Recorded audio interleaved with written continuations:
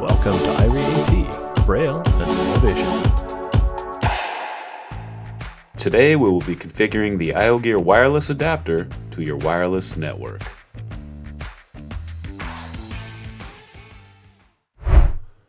Alright guys, so the first thing you'll want to do prior to setting up your IOGEAR is you'll need a PC with an Ethernet port or an RJ45 port, and you'll also need to be disconnected from Wi-Fi. You'll also need to power up the IOGEAR by connecting the USB to micro USB cable that came with it. You can either plug it into your wall or just plug it into an open USB port on your PC. And then also connect the Ethernet cable that came with the IOGEAR to the IOGEAR and your PC as well. Alright, so once you've done that, you're going to want to go onto your desktop and you're going to want to press and hold the Windows button on your keyboard, as well as the letter X. And that's going to pull up a hidden menu, and we're going to select Network Connections from within here. And from within here, we're going to select the Change Adapter options. And then you'll notice that my Ethernet network right here is an unidentified network, and that's our IOGEAR. So we're going to highlight that. We're going to right click. We're going to select Properties. And within the properties, I'm going to highlight Internet Protocol version 4. And I'm going to again select Properties. And then from within here, I'm going to switch this from Obtain an IP address automatically to Use the following IP address. And we're going to input one. When we select that box, you'll notice that the IP address edit field is now open. And we can type our IP address. And that IP address is 192.168.1. Now you're going to want to hit the right arrow to jump over, because it is 0.253 to end it. Then I'm going to hit tab and it's going to autofill our subnet mask. And there we go. Now everything looks good. We're going to select OK. We're going to hit close. Now we're going to open up a web browser and type in another IP address.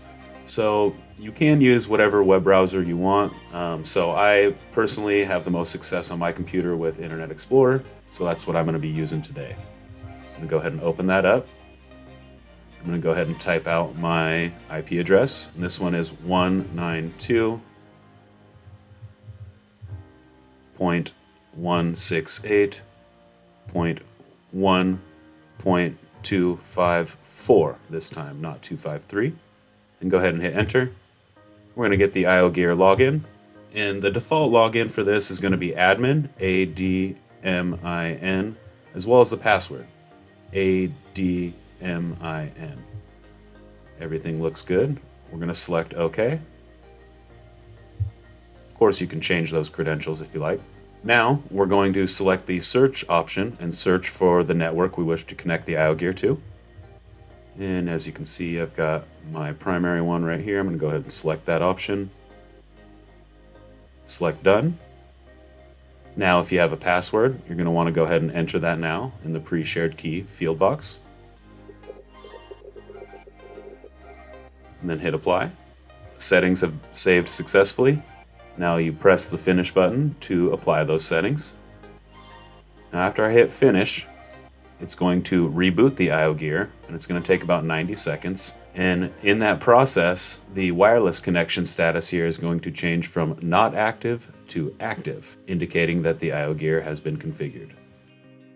Alright, perfect. Now that the IOGEAR has been configured, you'll see that our wireless connection is now active. I'm going to go ahead and close this browser down.